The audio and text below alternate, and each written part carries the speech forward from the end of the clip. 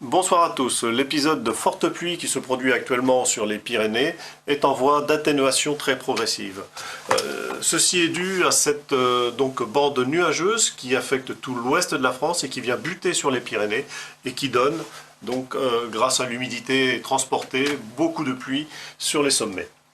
Nous allons maintenant voir la carte de demain matin, où l'on retrouve ces pluies encore marquées, mais sur une petite portion du Pays Basque.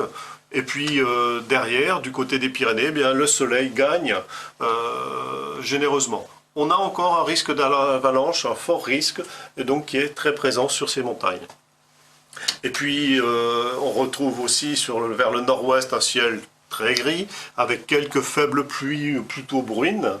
Le reste de la France est plutôt concerné à un temps plus frais, plus vif, avec de belles éclaircies, mais il faudra attendre tout de même dans de nombreux endroits la dissipation des brouillards parfois givrants sur une bonne moitié nord de la France, ou alors des plaques de grisaille que l'on retrouve du côté du sud-ouest.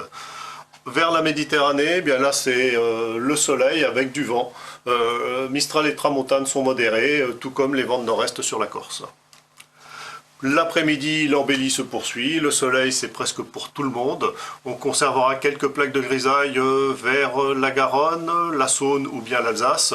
Et puis toujours un peu de nuages un peu plus nombreux vers la Bretagne. Le vent se maintient du côté de la Méditerranée. Pour les températures, eh bien, on retrouve toujours cette différence. L'arc atlantique, eh bien, avec des températures matinales qui seront quand même assez douces, proches des 10 degrés par endroit.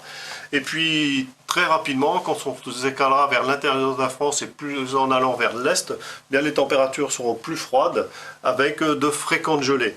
On notera aussi des températures très froides en montagne, comme du côté d'Aurillac ou bien de Briançon. Pour l'après-midi, on conserve le même découpage avec toujours des températures légèrement supérieures à 10 degrés sur la façade atlantique. Sur la Méditerranée, à la faveur du soleil, on a aussi de belles températures. Et puis ailleurs, eh bien, elles sont assez modestes, notamment dans le nord-est de la France.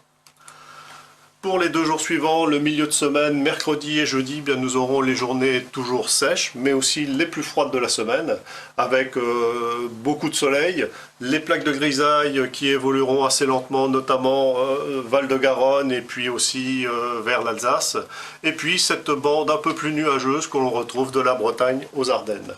Les températures, bien, elles seront souvent négatives le matin, et puis l'après-midi, bien, on aura 5 à 8 degrés au cours grâce à l'ensoleillement.